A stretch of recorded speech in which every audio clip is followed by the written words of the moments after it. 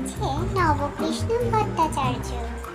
মৌমাছি মৌমাছি কোথা যাও নাচি নাচি, দাঁড়াও না একবার ভাই, ওই ফুল ফোটে বনে, যাই মধু আহরণে, দাঁড়াবার সময় তো নাই।